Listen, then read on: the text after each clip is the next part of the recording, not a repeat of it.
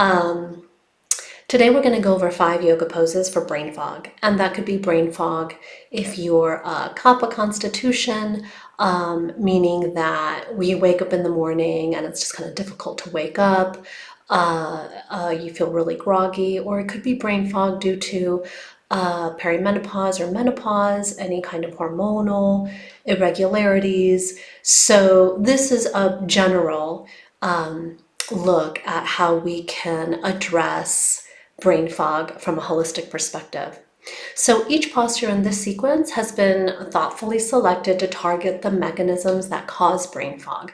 So we're going to be looking at improving circulation, boosting oxygenation, enhancing focus and concentration, correcting posture, and activating the nervous system, of course. So together, these postures are going to create a holistic practice that's designed to bring about mental clarity and to renew your energy. So before we begin, please remember, listen to your body, take breaks, and modify the poses as you need. And if you have any medical concerns, absolutely speak to your PCP or your healthcare practitioner. Now, let's get started. So first you're going to go to the Surya Namaskara video. That's a separate video of Surya Namaskara, and that's going to be your sort of warm-up video to warm up the body and warm up the mind. So a couple of things about Surya Namaskara, just to talk about some of the benefits, is that it stimulates, how it addresses brain fog is that it stimulates circulation, it increases oxygen flow to the brain, and it gently activates the nervous system. So that repetitive flowing motion along with the breath encourages mindfulness, and it reduces mental sluggishness. So start that. You'll memorize the Surya Namaskara sequence, and then you'll go into the sequences that we'll do now. See you soon. Okay, so this next posture is Utthita Hasta Padangusthasana, and this decreases brain fog because it is working on balance and concentration, and of course that's going to promote mental clarity. It also works on the cerebellum, so that improves neural coordination, and that helps to sharpen the mind. So this is going to be the first position after your Surya Namaskara. So what you're going to do is you're going to stand, I'm standing here just sort of in position of the props here in the room. So what you're going to do is you're going to start with your feet together. Inhale, bend the right knee in towards the chest, stay nice and tall. You're going to grab the right toe, and on your next inhalation, lift the leg up. Keep the left leg really strong, and you're going to hold the leg out. Now, in a traditional Ashtanga yoga, you bend the body forward and you touch the nose to the knee, but that's not necessary. Some variations are you can bend the knee here, and you want to start with 8 breaths. Your drishti, or your gaze, is just in front of you here, and you're breathing. Take whichever variation works for you. When you're finished, you're going to bend the knee and lower it down, and then you're going to go on to the left side. So bending the left leg, grabbing the toe. On your inhalation is when you're going to take it up. Now, if you need to bend this standing leg, that's okay. We're not interested in perfection of the posture here. What we're looking for is to challenge our balance and coordination, because we're trying to target brain fog specifically. So we're trying to target this is the goal of these postures. It's not perfection for the sake of perfection or being fancy and beautiful in the posture. So after you're done with 8 breaths on that side, then you're finished and ready for the next posture. This next position is Padahastasana. And what you're going to do, it's a deep forward fold. So what you're going to do is you're going to bend the knees. You can keep the feet together or about hip distance apart. And you're going to get the hands underneath the feet as much as possible. You can I like to separate my feet about hip distance apart. Keep the knees bent, and you're going to drop the head down slightly. Now I'm going to lift my head just so I can talk a little bit here. But in this position, so this deep forward fold It brings blood flow to the brain, and it delivers oxygen and nutrients that help alleviate fatigue and brain fog. And what else here?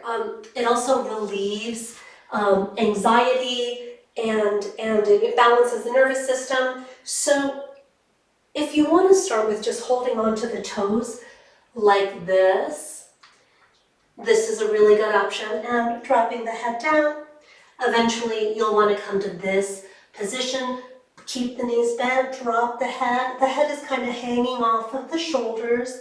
You want to spend 8 breaths here, and eventually straighten the legs. You can bend the arms if you'd like to, but again, you have a few different variations that you can do. But you want the Padahastasana position, the beauty of it is getting the soles of the feet and the hands to touch. So this next posture is Shalabhasana. It's a back bend, a strong back bend where the belly is on the floor. And this pose, it strengthens the spine quite a bit, and it also opens the chest. Now, when we do that, it improves the posture and it makes our breathing more efficient. It increases oxygen, that revitalizes the brain, and that helps to combat brain fog and lethargy.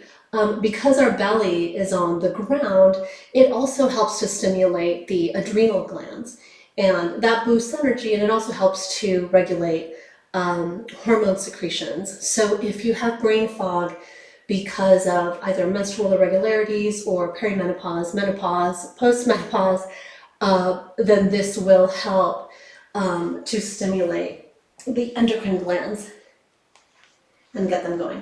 Okay, so you're going to start, like I said, bring the belly on the floor, chin down. You're going to roll over to one side, bring the palm down, as close to the center line of the body as you can, and then you're going to roll over to the other side and do the same thing. If you can get your pinkies to touch, perfect. Now this is not comfortable. You're in the right place.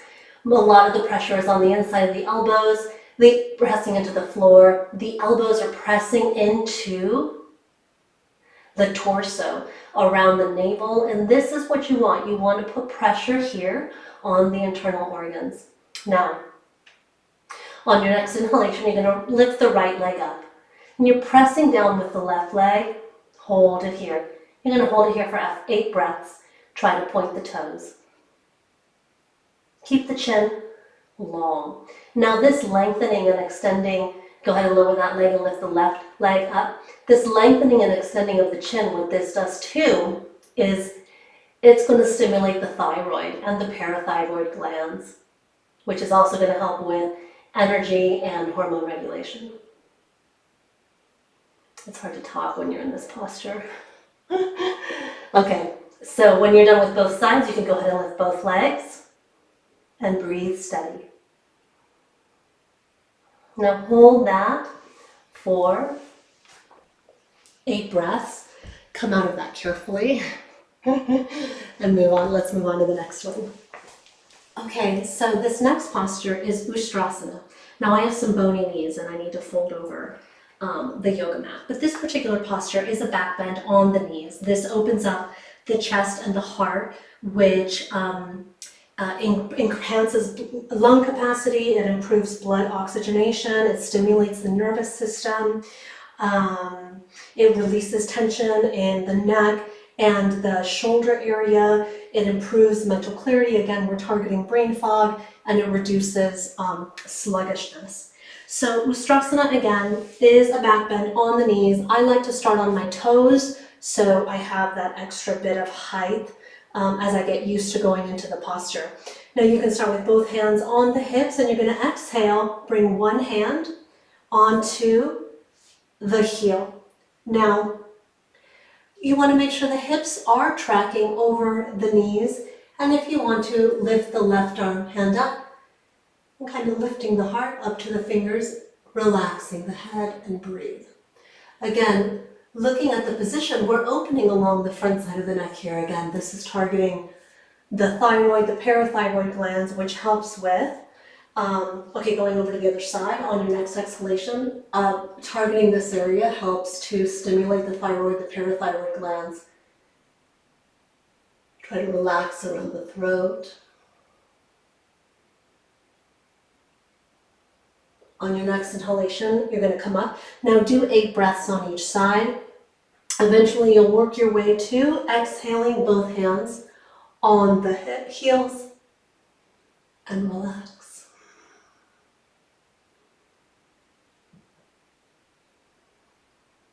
Come up slowly and mindfully. Again, that's 8 breaths. And if that's really comfortable, then you're going to point the toes, press into the tops of the feet, and you can do the same thing on both sides, yeah?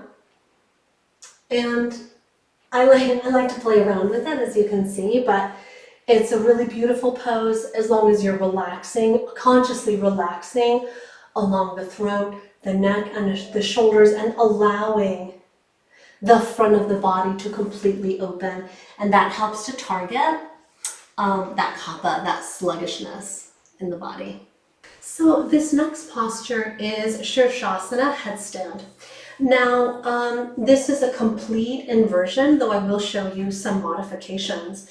So this position, because it's a full inversion, it reverses the blood flow of the body and it sends oxygen-rich blood to the brain. It nourishes the brain cells and it improves focus and mental clarity.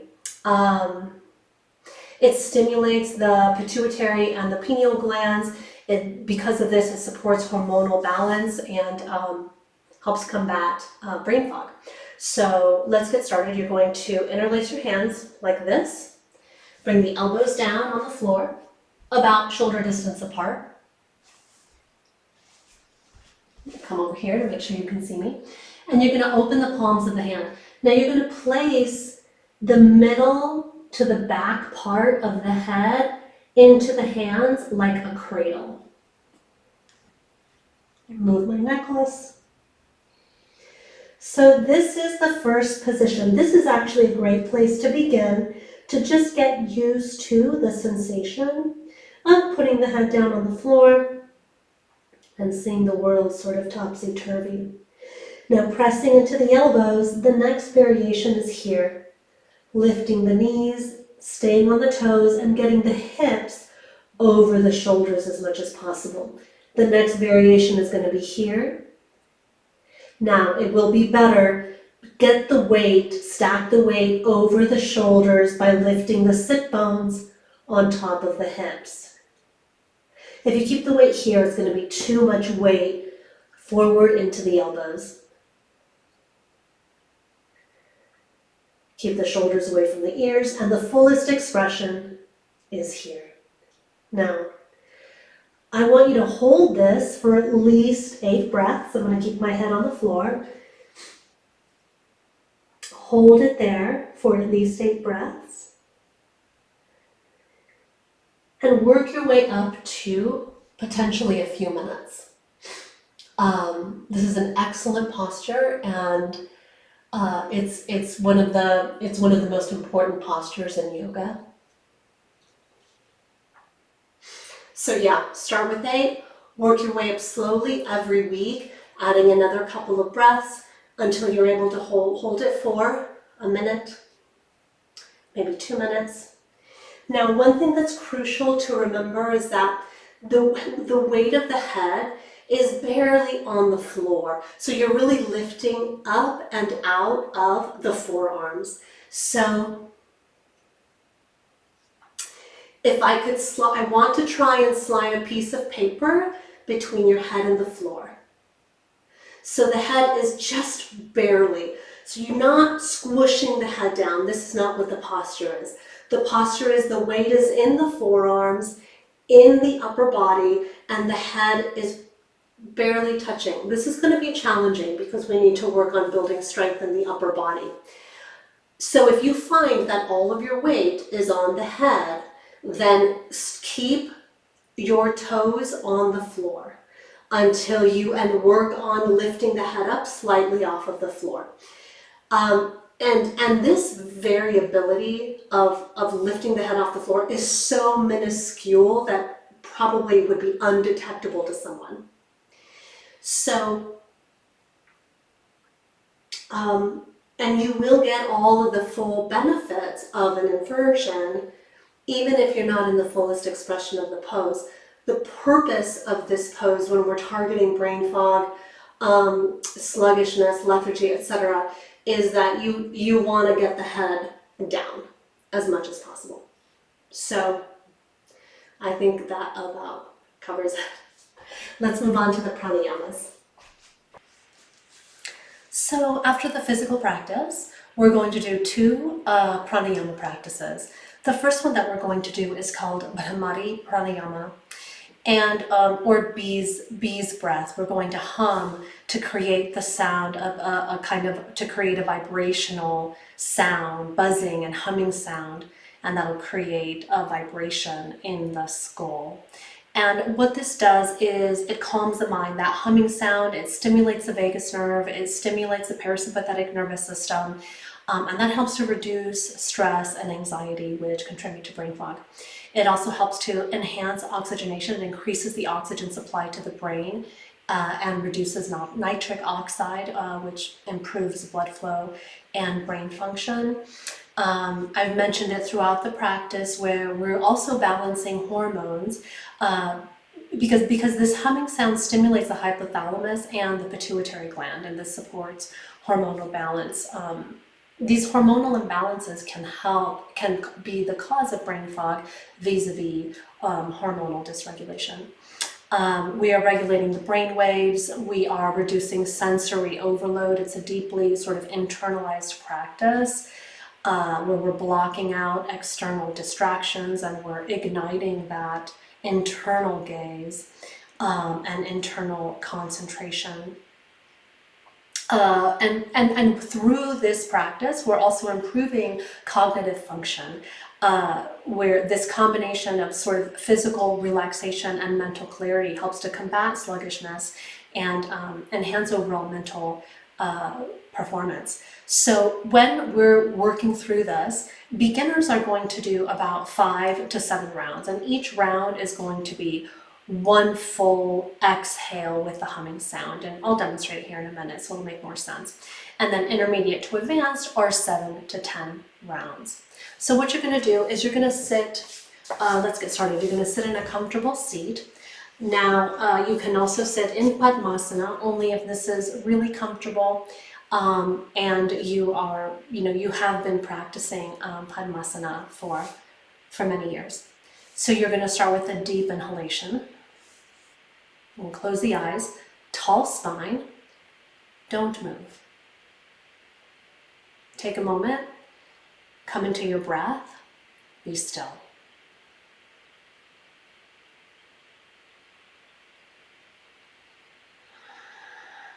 Drop into the body.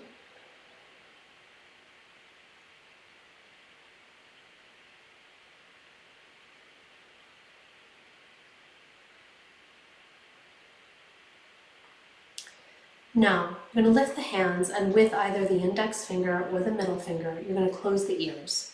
Stick the elbows out. You want the elbows to be at 90 degrees. So you're going to close the ears either by closing the flap there at the ears, or however you'd like to close the ears. I use my index fingers. Now, you're going to close the eyes and bring the awareness into the middle of the center of the skull. Take a big inhale. And exhale, create a soft, gentle, humming sound.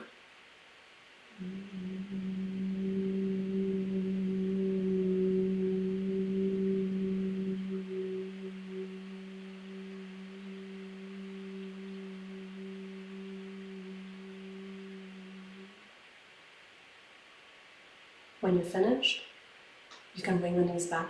You can bring the hands down to the knees. So that was round 1. One round is a full inhale and then a full exhale. The humming sound lasts the entire exhalation. The humming sound is slow, it's gentle, it's continuous, it's unbroken, completely steady. So beginners, we're gonna do 4 more rounds since we've already done 4.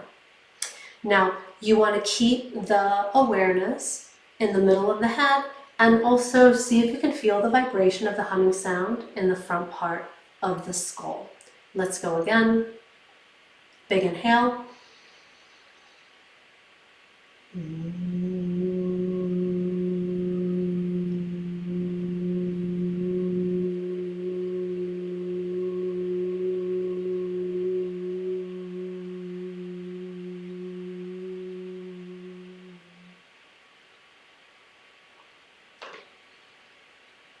Now, one thing I forgot to mention, if you want, is that you want to keep the lips sealed and the teeth touching. Let's continue.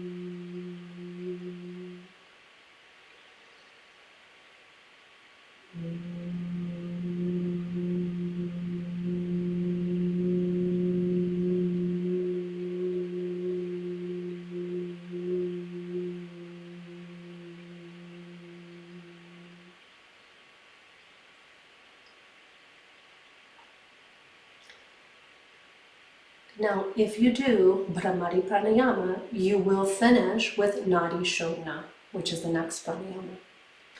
So the next practice is Nadi Shodhana, or alternate nostril breathing. Now, there are many phases and stages to this. I am demonstrating and teaching stage 1, phase B. Again, there are many phases and many stages, but this is what we're going to be going over today. And so Nadi Shodhana is one of the pranayamas that helps to neutralize and ground everything. So it's important to do it after Brahmari Pranayama. Pranayamas are not meant to be, my understanding, the way that I was taught, is that pranayamas are not meant to be standalone and sort of cherry picking which pranayama you want to do. You'll want to pick a couple of pranayamas to do based on either physical conditions, mental symptoms.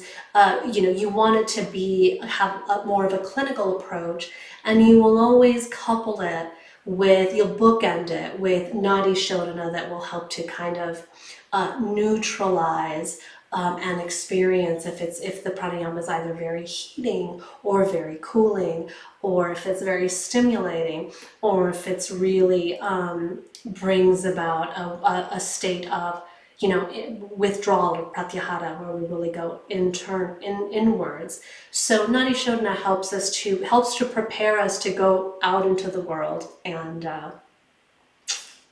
do what we need to do for the rest of the day. If you do not have time for even 3 rounds of Brahmari Pranayama, then you can just do Nadi Shodhana.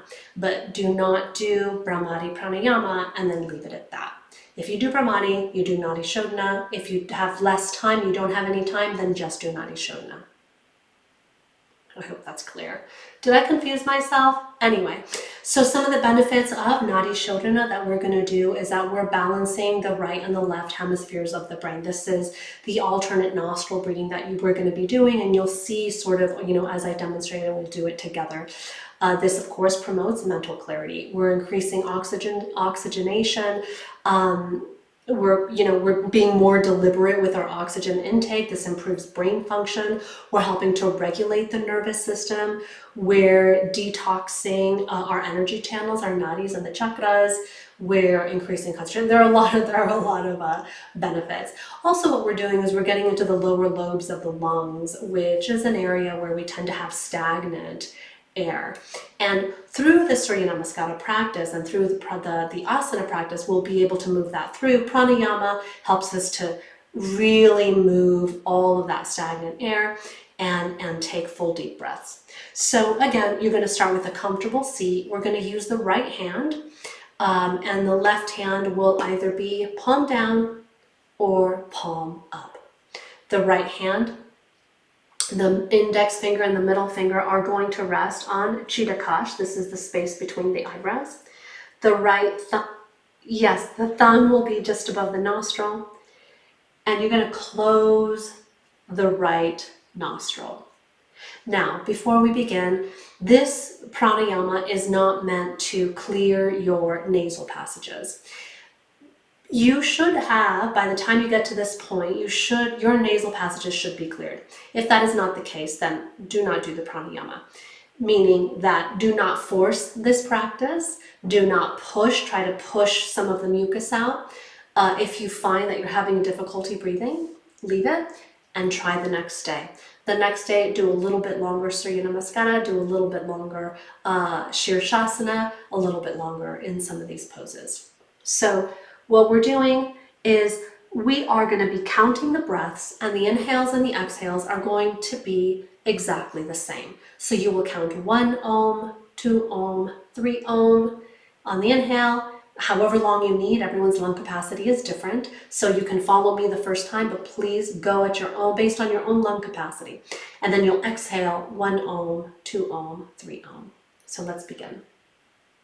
Now I'm counting inside my brain. Inhale in through the left nostril.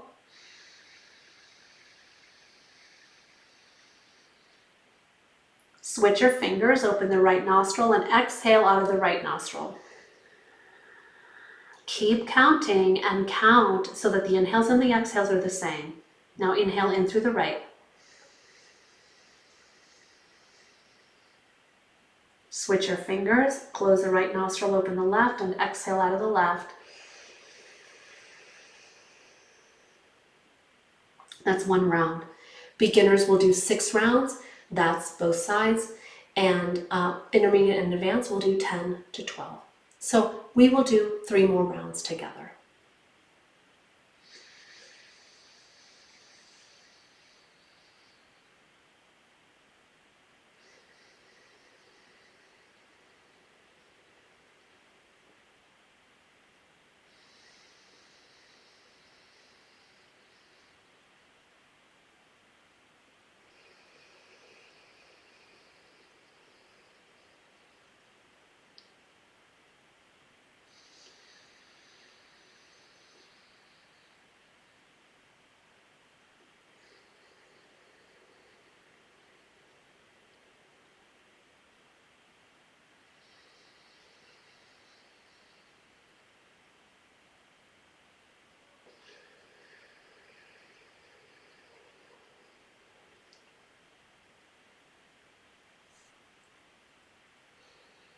After you're done with your rounds, you're going to be still.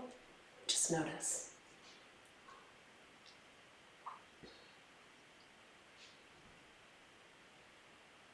When you're finished, I want you to bring your palms together.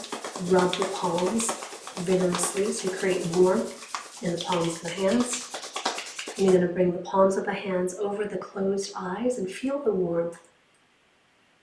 Feel the warmth going into the eyes. You can slowly open the eyes into the palms of the hands. Close the eyes again. Rub your palms together. Bring your palms to the top of the head.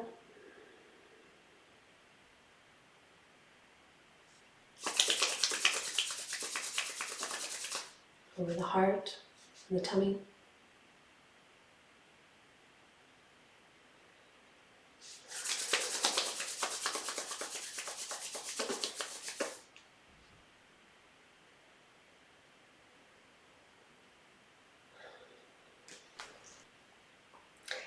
So thanks for joining me today.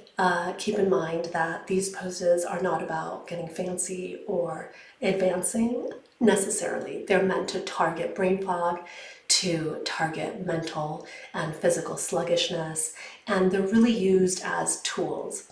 Now, consistency is key. So by that I mean every day, 5-6 days a week, for over the long arc of time. That's really, because yoga is a complementary practice, that's really when we are able to integrate yoga into our daily lives. That's when we see, that's Lionel, that's when we see results. Pair this along with, of course, adequate hydration, good nutrition, and rest. Especially get your rest. Okay, more soon. Bye.